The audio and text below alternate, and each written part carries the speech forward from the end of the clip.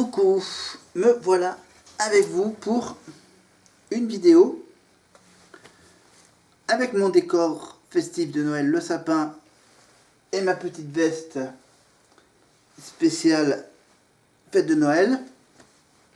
Et derrière moi, j'ai évidemment ma fameuse feuille blanche avec ma petite liste des comédies musicales qu'on a fait toute une série de comédies musicales, West Side Story, Roméo et Juliette, Robin des Bois, Cléopâtre, Belle Belle Belle, Claude François, Cléopâtre avec Sophie Saidi, Belle Belle Belle avec Aurélie Konaté, Robin des Bois avec M. Pokora, Roméo et Juliette bien sûr de l'année à l'amour, Shakespeare, West Side Story évidemment à l'époque. Ensuite on est passé du côté de Mozart et du Roi Soleil. Le Roi Soleil, Mozart le baroque, le Roi Soleil avec Emmanuel Moir, Christophe Maé. Voilà, ensuite dernièrement, j'ai fait donc 1789, Les Amants de la Bastille et les 10 commandements d'Élie Chouraki, Kabel Wally, Pascal Obispo et Tutti Quanti. Évidemment, je ne vais pas évidemment vous parler de Notre-Dame de Paris, mais on va plutôt parler d'une autre comédie musicale de Luc Plamondon, l'histoire de Cendrillon. Mais avant de parler de Cendrillon, on va d'abord parler du méchant. De la méchante histoire de Dracula. Dracula, le titre exact de la comédie musicale, c'est Dracula, l'amour plus fort que la mort. Évidemment, vous connaissez l'histoire des vampires. Et bien voici donc l'histoire de Dracula. La comédie musicale, Dracula, c'est encore une comédie musicale de Kamel Wally. Et oui, c'est encore Kamel Wally qui a mis en scène ce spectacle. C'était, rappelez-vous, en 2011, ce spectacle musical, au Palais des Sports de Paris, inspiré du roman de Dracula de l'auteur Bram Stoker. Voilà. Et de la version cinématographique, bien sûr, de Francis Ford Coppola. Voilà, bien sûr, c'est la célèbre version du célèbre Histoire du vampire du même nom. Dans cette comédie musicale, le destin des personnages sont tiraillés entre passion et raison. C'est bien de savoir ça, qu'il y a une histoire de tiraillement.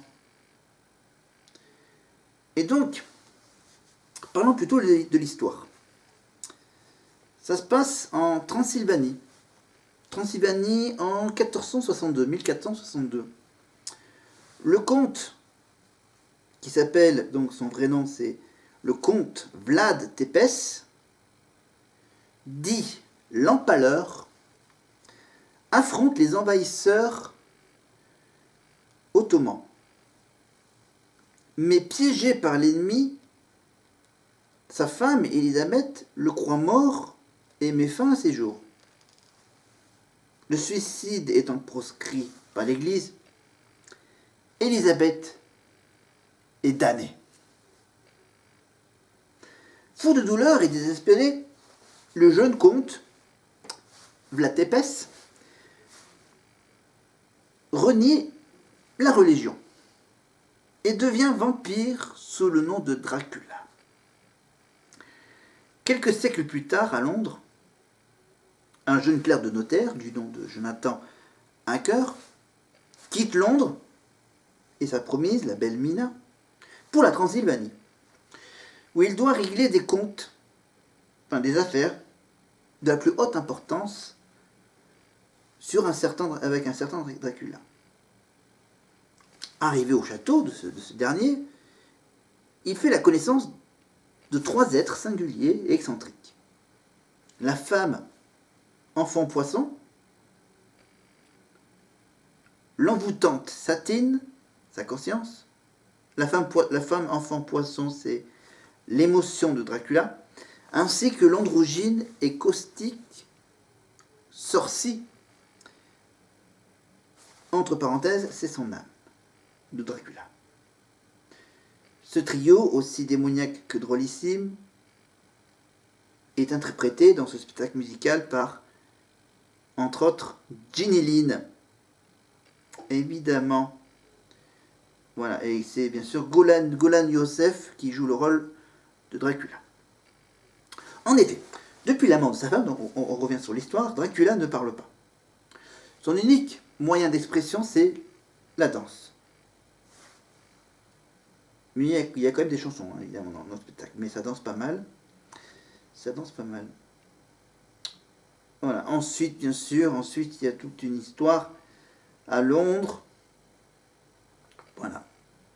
Et évidemment, toujours avec la présence de Dracula dans les alentours. Dans la deuxième partie du spectacle,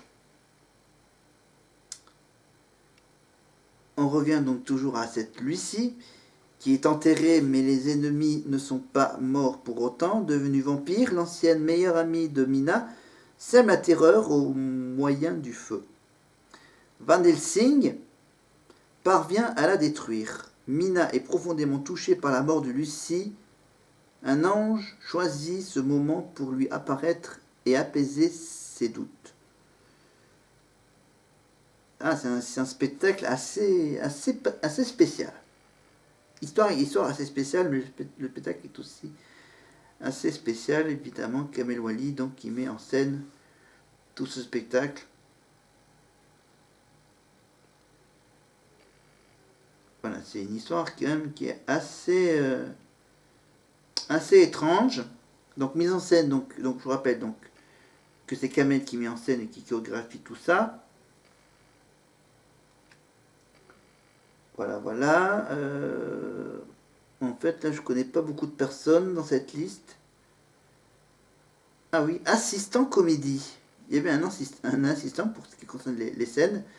Les scènes de comédie, c'est Philippe Lelièvre. Voilà.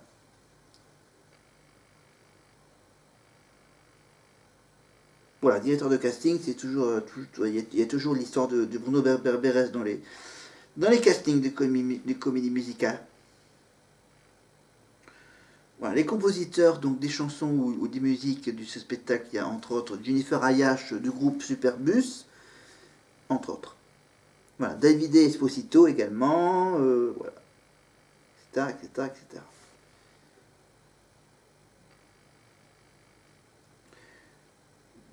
Voilà, c'était juste pour vous dire qu'il existe donc un spectacle musical autour des vampires.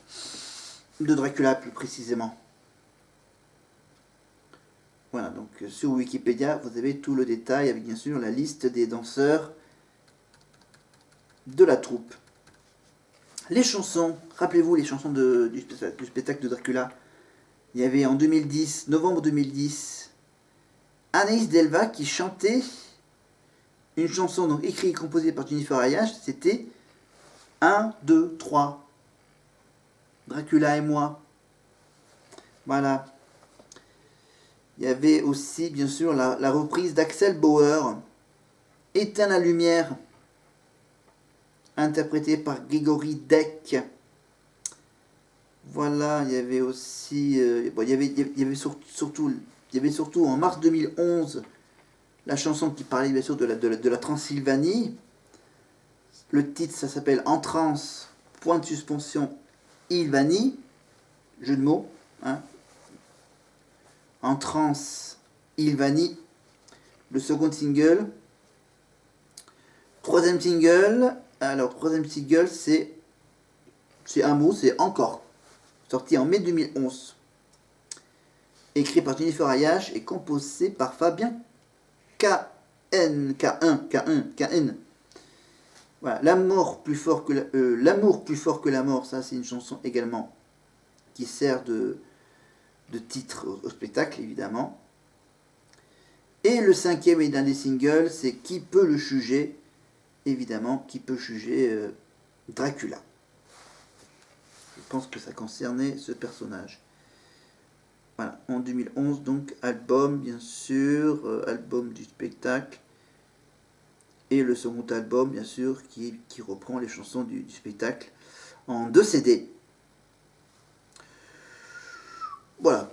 Voilà, en plus, il y a tout ce qui concerne la critique de ce spectacle. Le spectacle a reçu un accueil plutôt diversifié de la part des critiques, la majorité ayant soulevé de nombreux points positifs et négatifs.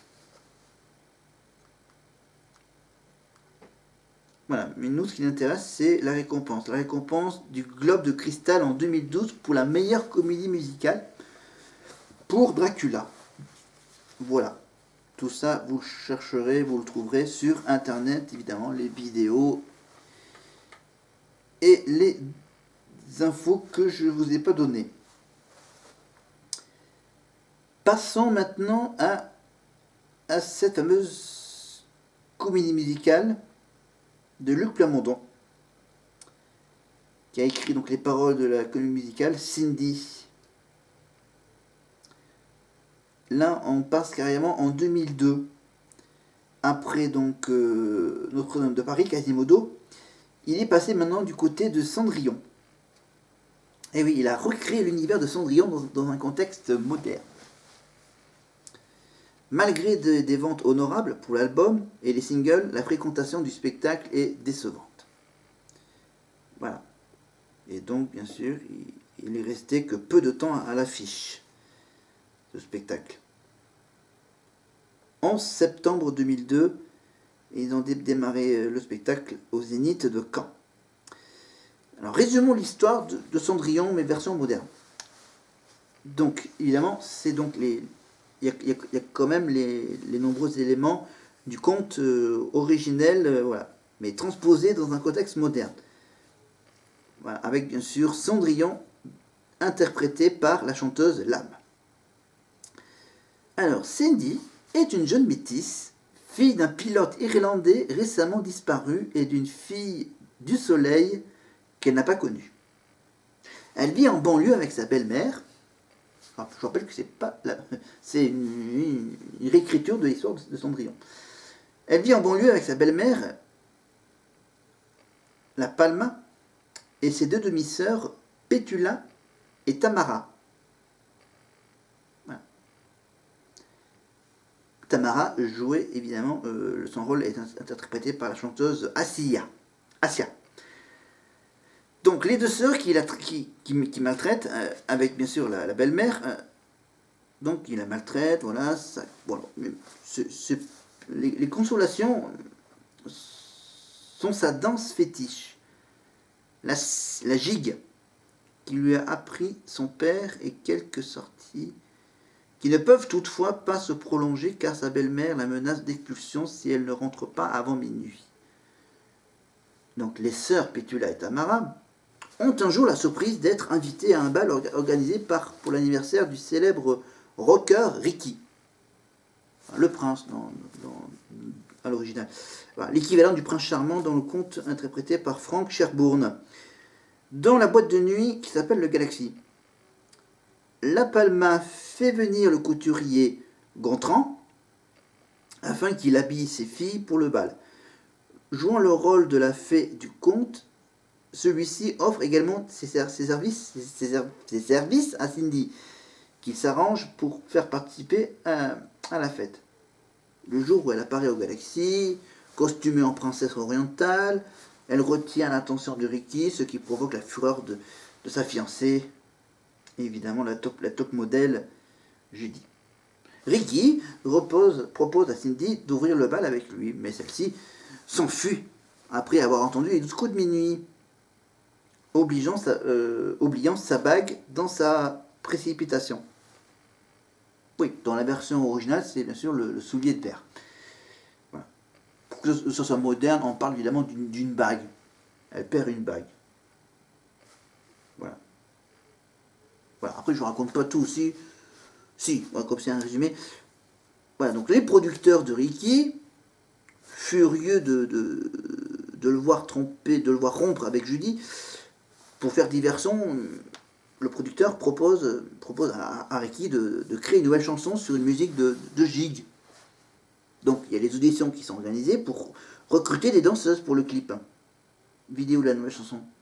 Cindy et ses sœurs s'y présentent. À la surprise générale, Cindy remporte le concours. Ricky reconnaît alors en la princesse orientale du bal. il lui rend la bague. Et il l'emmène dans sa suite d'hôtel pour une nuit d'amour. Mais je dis, comprends ce qui est en train de se passer. Et juste avant de se suicider par overdose, envoie Ricky un fax. Comme c'est moderne, c'est un fax. Comportant le seul mot. Salaud. Bouleversé, Cindy s'enfuit à nouveau. Ricky part à sa recherche et finit par la retrouver en Irlande. La gigue irlandaise.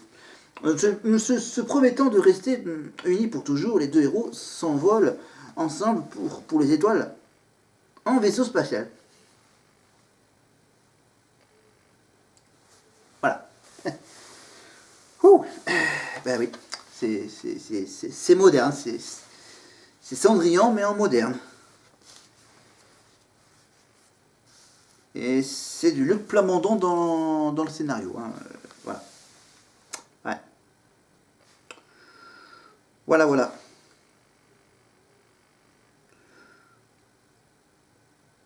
Voilà, on va pas trop rentrer dans les détails, voilà. Donc tout ça parce que bien sûr il y a l'âme qui joue le rôle de Cindy, Murray Head qui joue aussi dans ce spectacle, Judith Béraud, voilà, la chanteuse Asia, donc j'avais dit, bien sûr. Voilà, voilà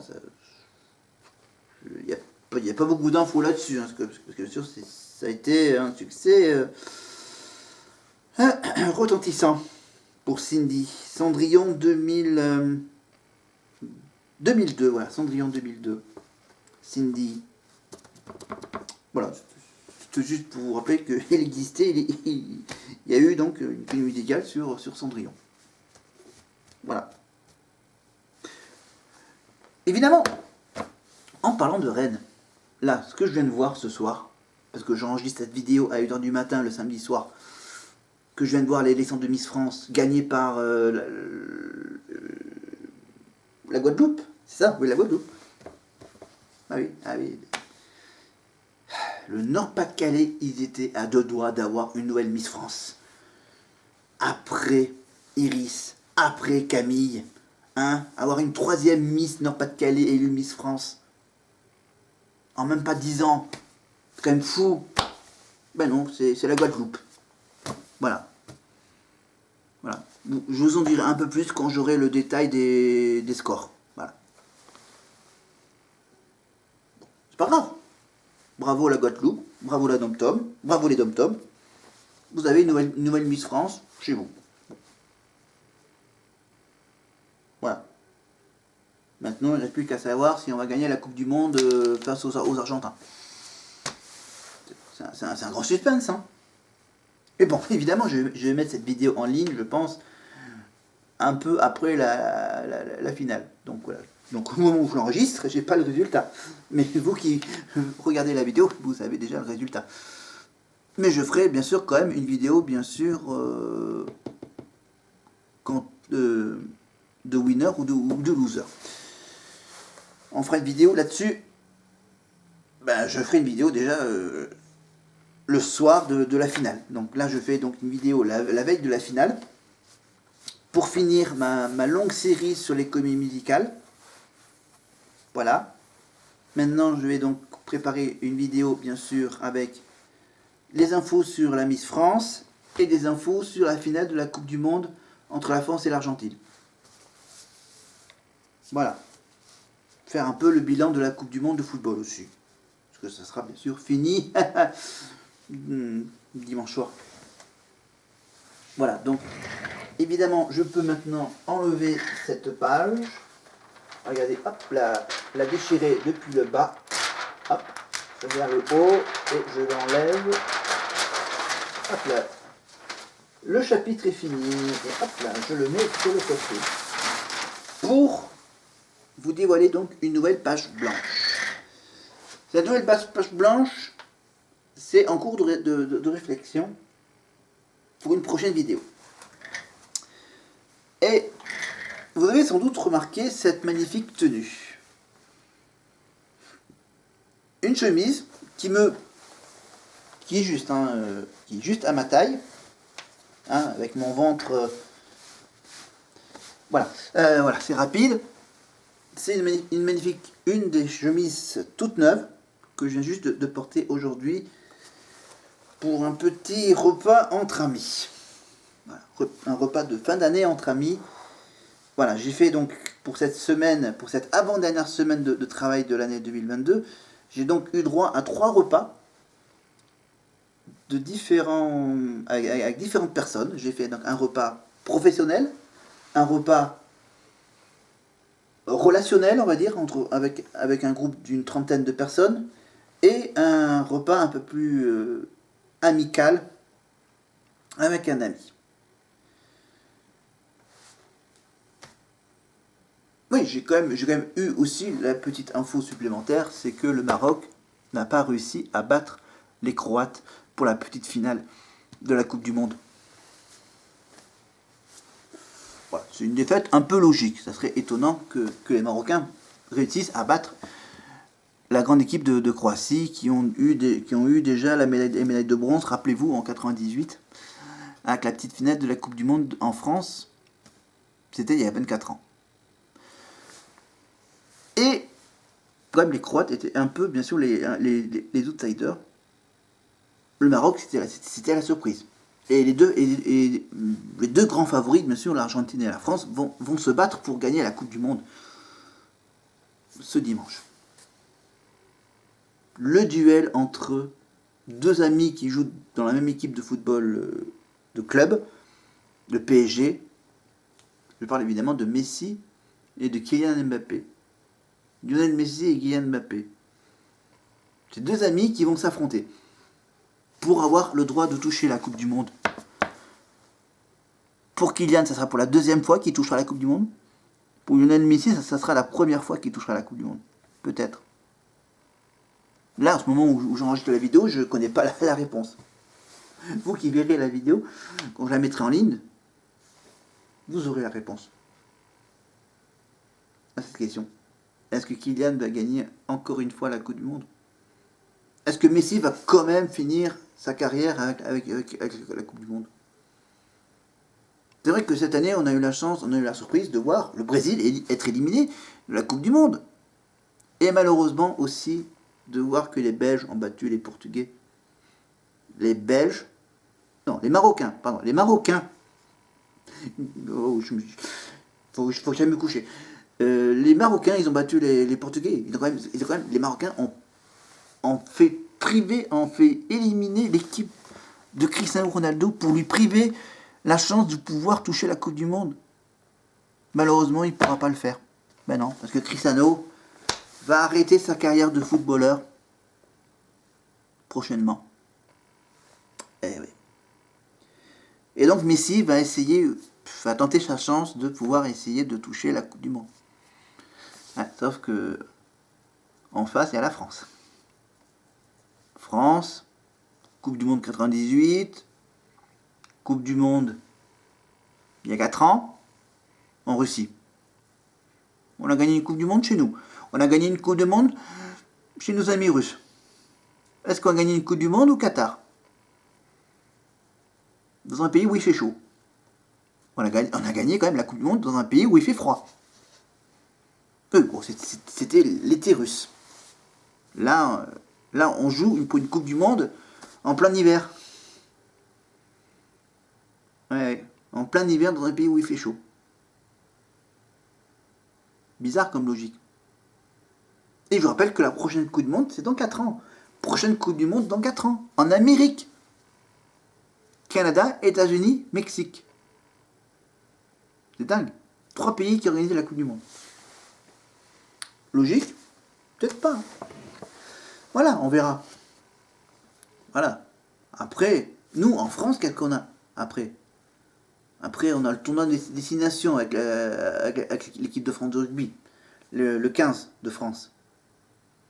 Le 15 de France, on le retrouvera également au mois de septembre pour la Coupe du Monde en France de rugby. Là, ça sera le prochain grand événement mondial. Coupe du Monde de rugby. Bon, évidemment, je ne parle pas des rendez-vous annuels, le rendez-vous annuel avec le Tour de France, qui passera, je vous rappelle, l'année prochaine par le Puy-de-Dôme, le sommet du Puy-de-Dôme, avec une journée de repos à Clermont-Ferrand, départ à Clermont, étape inédite dans l'Allier, à Moulins, Montluçon, Vichy. Voilà. Et dans 2 ans, les Jeux Olympiques d'été, Paris 2024.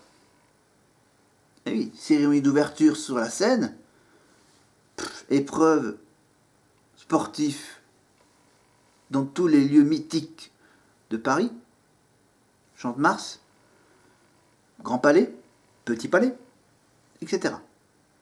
Athlétisme au Stade de France et tutti quanti. Dans 2 ans.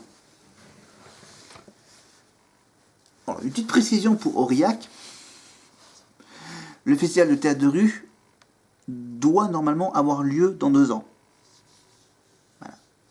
On a un des seuls festivals à peut-être pouvoir se faire en plein milieu des Jeux Olympiques. Parce qu'on a quand même un petit créneau de disponible pour faire le festival de théâtre de rue. Entre les Jeux Olympiques qui auront lieu, je crois, vers le mois de juillet, et les Jeux Paralympiques qui auront lieu fin août, début septembre. Donc on a un petit créneau de même pas une semaine de disponible pour faire le festival de théâtre de rue. Mais ça, on y reviendra l'année prochaine, on aura le temps d'en parler, parce que bien sûr, il y a encore celui de l'année prochaine où il n'y aura pas de problème de calendrier. Sauf s'il y a le retour du Covid. C'est ça le problème, avec le Covid. Mais bon, on n'est pas encore à la nouvelle année, on est encore en 2022, donc il faut qu'on la termine dans la joie et dans la bonne humeur avec la Coupe du Monde. On sait déjà qu'on a une nouvelle Miss des Dom-Tom pour 2023, qu'on a encore une année avec le même président. Après, on verra. Allez, j'arrête là, j'arrête de dire de n'importe quoi. Je vais vous laisser, je vais donc me préparer à me coucher, parce que voilà, demain j'ai pas envie de rater les épreuves de biathlon et toute cette journée événement avant la finale de la Coupe du Monde, donc sur TF1 avec Téléfoot et tout ce qui s'ensuit. Voilà, un documentaire évidemment qui précédera le match et la cérémonie de clôture de la Coupe du Monde au Qatar. Voilà, et moi je vous dis à une prochaine fois pour une vidéo qui sera peut-être un petit peu plus joyeuse. Voilà, et donc vous laissez sans doute remarquer, c'était un peu dans la pénombre. Heureusement que j'avais ma petite anneau lumineux, ma caméra qui est toujours là, et mon appartement qui est toujours joliment décoré pour cette occasion avec mon petit sapin qui est carrément complet, guirlande et boules comprises. Vous voyez? Voilà. Il est presque 2h du matin. Je vais me coucher, je vais vous laisser tranquille. D'accord? Avec ma petite chaise à roulettes, je vais me décaler et vous dire à la prochaine. Bye bye.